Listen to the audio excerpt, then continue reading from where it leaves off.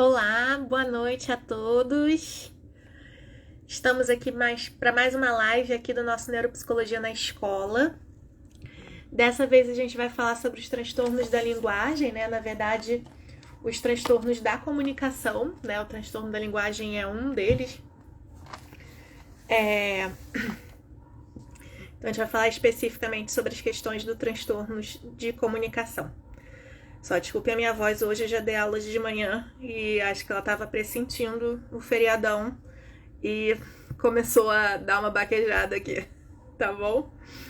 Bom, vamos lá, a gente não teve perguntas dessa vez na caixinha, então podem ir botando as perguntas de vocês aqui ao longo, que eu já separei um papelzinho aqui para ir anotando e não me perder depois, tá? Bom, então os transtornos da comunicação, né, eles são 4, né? Quando a gente fala em transtornos do neurodesenvolvimento pelo DSM-5, a gente fala em 4 transtornos da comunicação, né? Que são eles: os transtornos de linguagem, o transtorno da fala, o transtorno da fluência, que é a gagueira, né? E o transtorno da comunicação social ou da pragmática, tá? Esse transtorno da comunicação social da pragmática foi uma inovação no DSM-5 também, ele não existia. E tem algumas questões bem interessantes para a gente observar no ambiente escolar, tá? Bom, vou falar então um pouquinho sobre o transtorno de linguagem e principalmente ler aqui os critérios diagnósticos com vocês para a gente ir discutindo sobre como pode acontecer essa identificação na escola, né? Uma coisa muito importante sobre os transtornos da comunicação, né? Percebi alguma coisa no ambiente escolar relacionado à comunicação do meu aluno, encaminhar imediatamente para a fono, tá? As fonos são as pessoas mais aptas a poderem fazer essa avaliação, tá? Então, ao perceber qualquer um desses sinais, encaminhe para uma avaliação fonoaudiológica, ok? Então, vamos lá. O transtorno da linguagem, né? Sobre o que ele é marcado?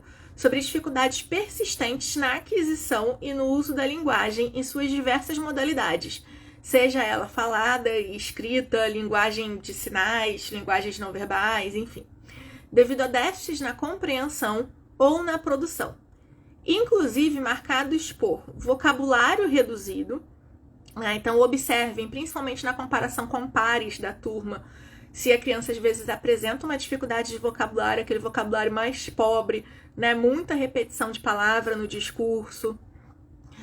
Uma estrutura limitada de frases, né? A criança tem dificuldade de formar frases mesmo. Parece que ele tem uma dificuldade de unir as palavras de uma maneira que formem ali um nexo, tá?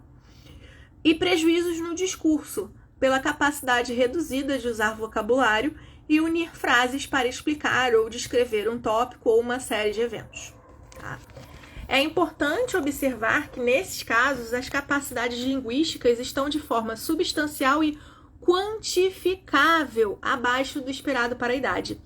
Por isso que eu tanto falo da questão da avaliação, né? E nesse caso especificamente da avaliação fonoaudiológica, para através de testes que a gente pode comparar com crianças da mesma faixa etária, ou seja, quando a gente fala de crianças testes, né, que estejam ali normatizados para aquela população, poder fazer essa comparação de uma maneira quantitativa, tá? Resultando em limitações funcionais na comunicação efetiva, na participação social, no desempenho acadêmico, profissional ou em outras áreas da vida do indivíduo, tá? Isso é o transtorno da linguagem, tá ok? Então, como é que a gente costuma observar ele quando a gente começa a observar, né, principalmente depois da fase de alfabetização? É muito comum a gente já começar a observar essa dificuldade nas crianças com transtornos de linguagem, né? A gente vê que os coleguinhas estão fluindo, estão ganhando mais vocabulário, estão fazendo as ideias, né, de uma maneira com mais nexo, tanto na fala quanto na escrita, e aquela criança não vai, né, não flui, tá? Às vezes a gente até começa a perceber alguma coisa na pré-escola, mas geralmente depois da alfabetização é quando a gente bate ali o martelo, ok? Dúvidas, galera, sobre o transtorno da linguagem? Se tiverem, a hora é agora.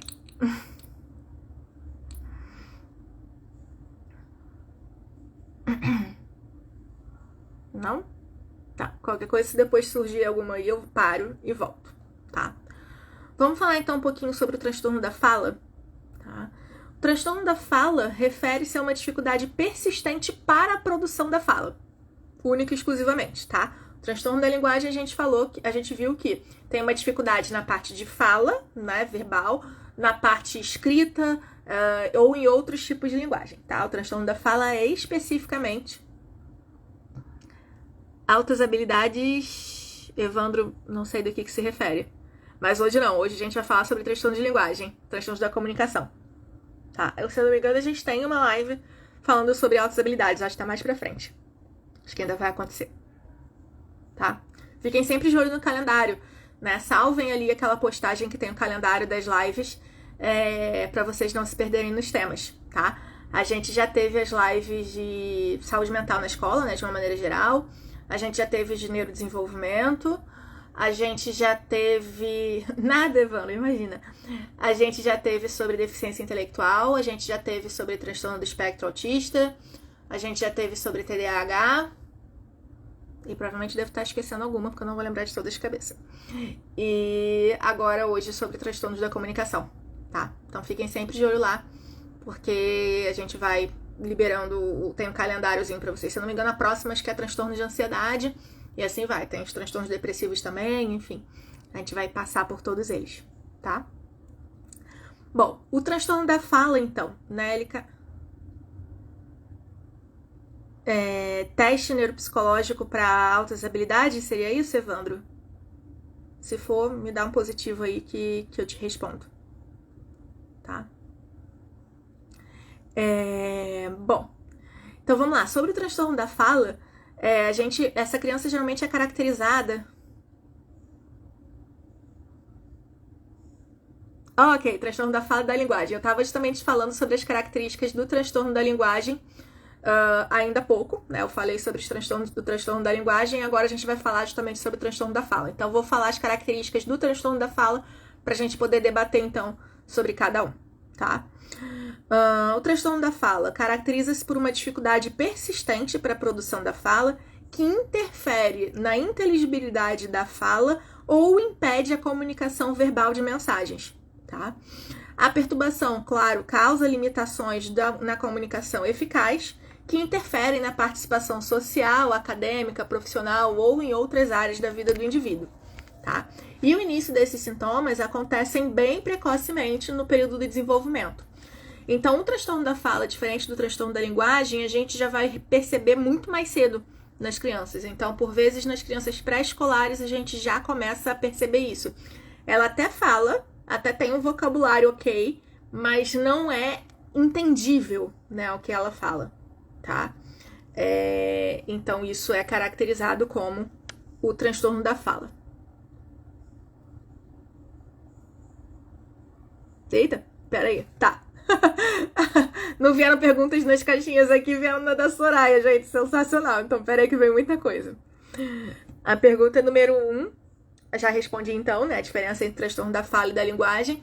O transtorno da linguagem a gente vai observar um pouco mais tardiamente, e principalmente em outras áreas além da fala, né, em outras áreas da linguagem, como escrita, linguagens não verbais, etc. Vai ser bem marcado por um vocabulário empobrecido, por uma dificuldade de colocar um nexo em frases, tá?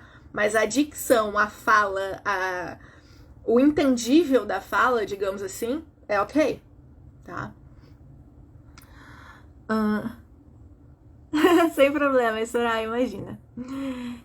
Quais são as estratégias de intervenção eficaz?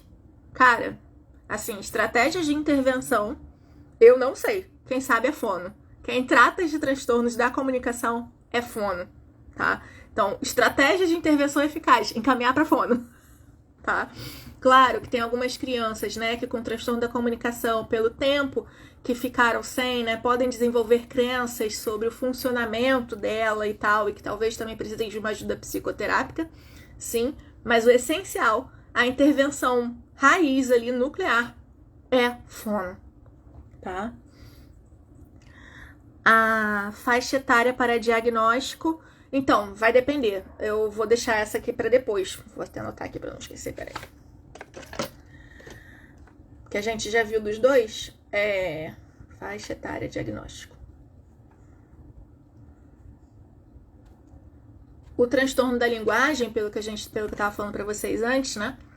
É uma faixa etária um pouquinho maior, né? Do tipo, depois ali ou bem próximo da alfabetização, tá? O transtorno da fala não, a gente consegue ver bem antes, tá? Na fase pré-escolar ainda. E qual a forma de incluir crianças com esse diagnóstico? Boa, vou deixar também para falar no final. Porque a gente fala de todos.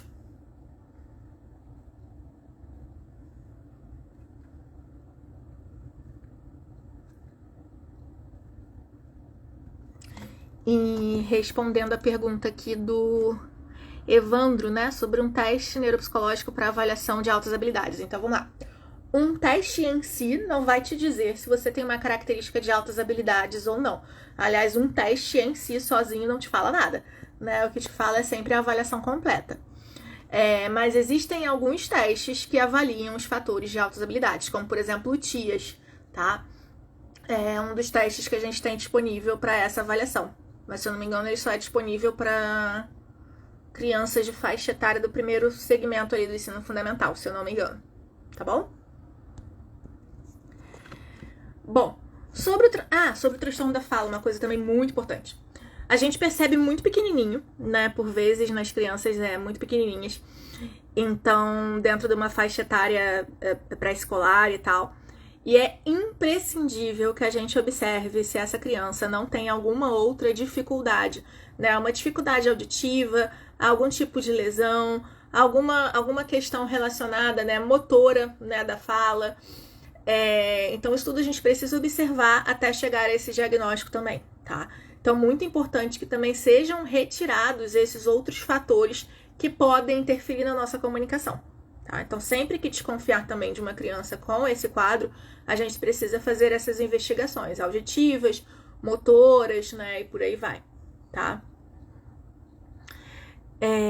Bom, sobre o transtorno da fala, galera, alguma outra dúvida?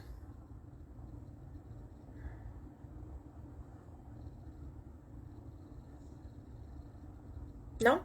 De boinhas? Qualquer coisa vão colocando aqui, tá? E não esqueci, tem outras 2 dúvidas que a Soraya mandou aqui que eu ainda não respondi, vou deixar pro final. Bom, vamos falar então sobre o transtorno da fluência com início na infância, né? A famosa gagueira. Muitas das pessoas que a gente conhece hoje, que são tidas como gagos, né? A gagueira não começou na vida adulta, né? Essas pessoas já tinham desde a infância. Claro que vem e volta, né? Ou seja,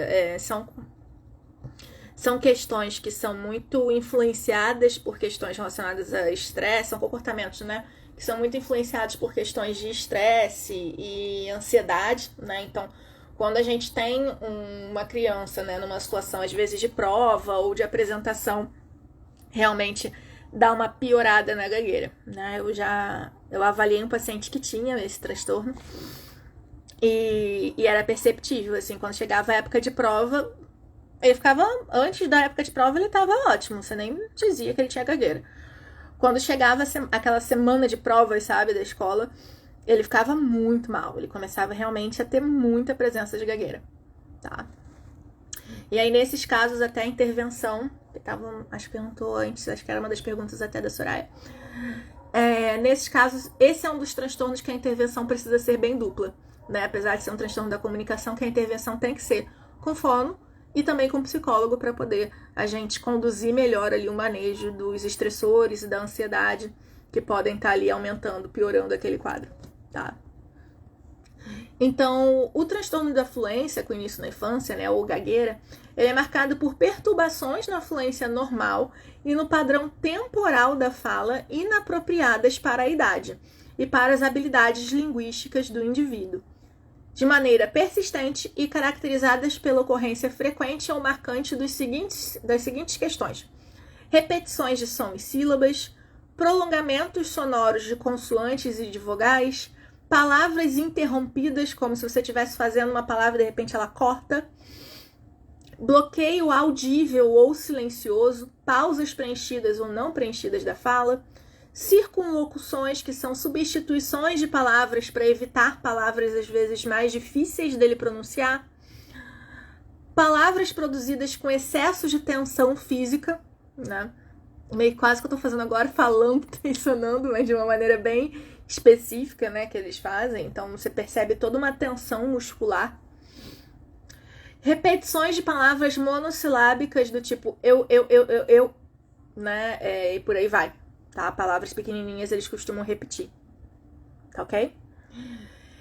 Lógico que a perturbação, né, causa ansiedade em relação à fala e até mesmo limitações, né, da comunicação efetiva dessa pessoa, né, na comunicação, no desempenho profissional, no desempenho acadêmico, na participação social e por aí vai dessa criança, tá? E o início dos sintomas também ocorre de uma maneira bem precoce no desenvolvimento. Só que é isso, nem sempre fica tão aparente, porque às vezes vem e vai, né? Às vezes começa a dar alguns sintomas aqui e de repente para. Nesse de repente para porque às vezes manejou algum estressor, alguma ansiedade que estava ali presente na vida da criança e depois volta, né? Então, se em algum momento aconteceu, já é pra gente ficar ligado nisso. Tá ok? Dúvidas, galera, sobre o transtorno da fluência ou gagueira?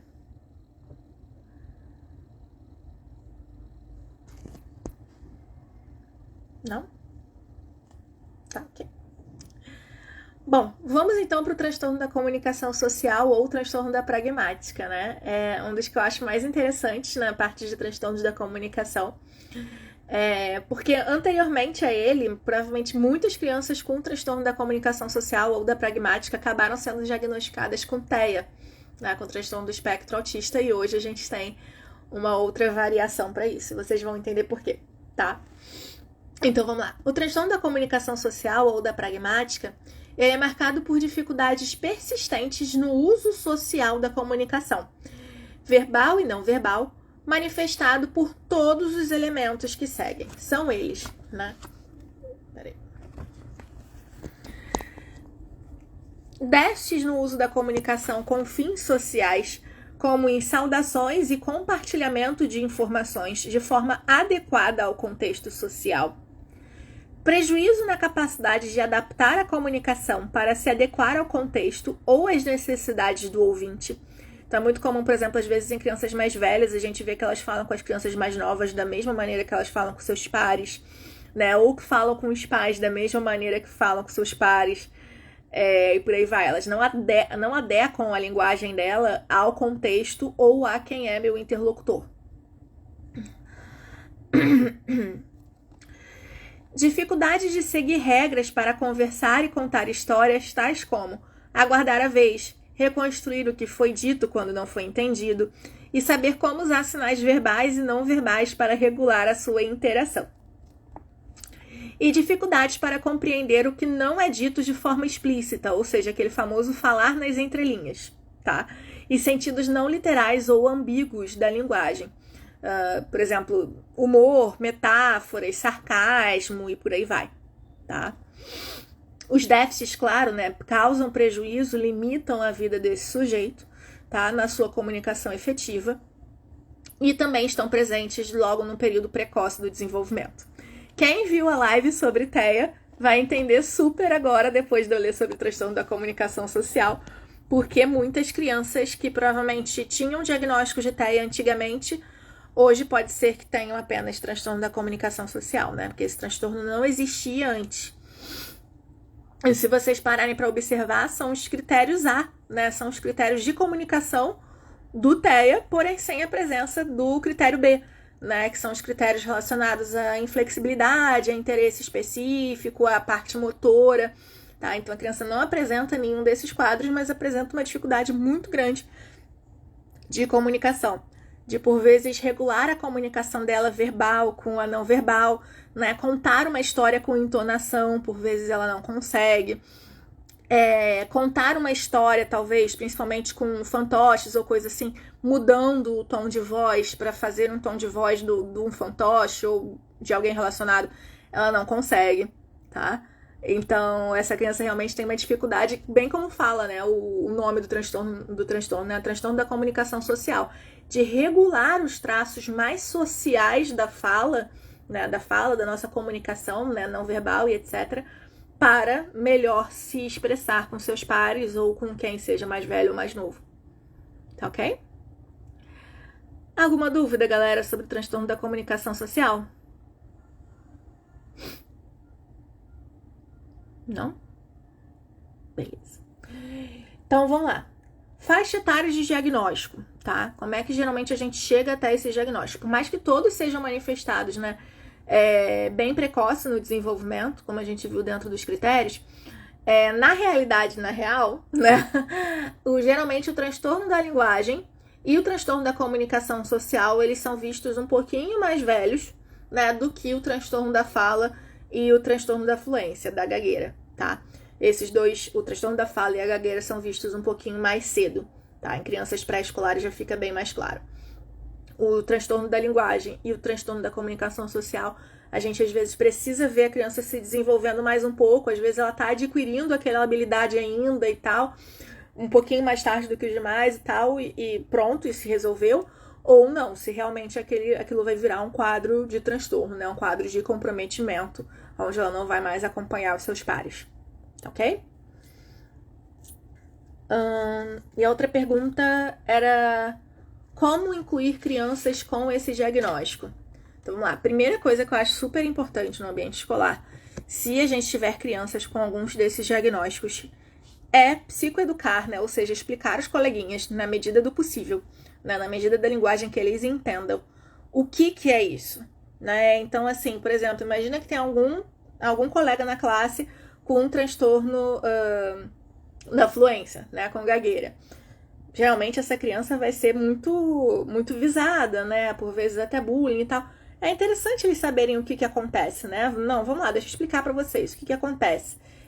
Algumas pessoas têm uma alteração da fala, né, por conta de momentos de mais ansiedade e tal, assim como também tem pessoas que às vezes ficam mais contraídas na musculatura, às vezes ficam mais agitadas quando estão mais ansiosas e por aí vai. Todos nós temos as nossas questões, né? E o coleguinha também tem. Então, fazer primeiro esse trabalho psicoeducativo eu acho que é essencial, tá? Isso nesse caso que eu falei de gagueira. Mas, por exemplo, em casos de transtorno de linguagem, em casos de transtorno da fala, talvez realmente poder ter um mediador, ter alguém ali por perto, para conseguir ajudar essa criança a ir se expressando melhor, faz mais sentido, acaba sendo mais fácil para essa criança. Por quê?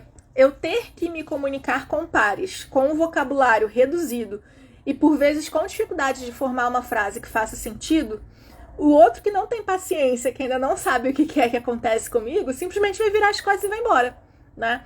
Então, o que acontece? Eu acabo, às vezes, até deixando aquela criança privada de contatos sociais por uma dificuldade da linguagem, tá?